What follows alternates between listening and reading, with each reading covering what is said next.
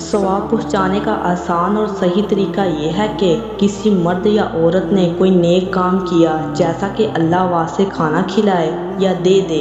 یا اناج، روٹی، دال، گوشت، آٹا، نمک، مرچ یا روپیہ پیسہ یا کپڑا، مٹھائی وغیرہ دے دے، یا نفلی عبادت جیسے روزے، حج، قربانی یا قرآن شریف پڑھایا،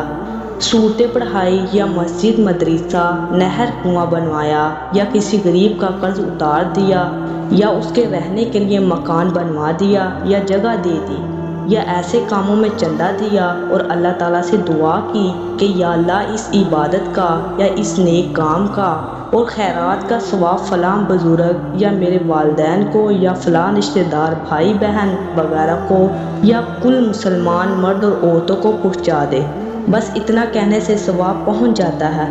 اور جو طریقے لوگوں نے نکال رکھے ہیں سب حیلیہ بہانہ ہے، باقی ثواب ہر طرح پہنچ جاتا ہے،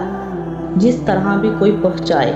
اور ثواب پہنچانے کے لیے کوئی وقت یا جگہ مقرر نہیں ہے۔ جب موقع ملے، قبرستان ہو، گھر ہو یا سفر ہو، چلتے پھرتے، لیٹتے بیٹھتے، قرآن شریف یا سورتیں پڑھ کر یا سبحان اللہ اور کلمہ شریف وغیرہ پڑھ کر یا کپڑا، روپیہ وغیرہ دے کر ثواب پہنچا سکتے ہیں۔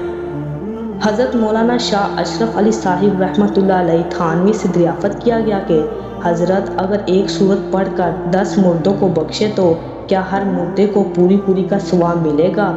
آپ نے فرمایا میری تخلیق یہی ہے کہ ہر مردے کو پوری سورت کا ثواب ملے گا۔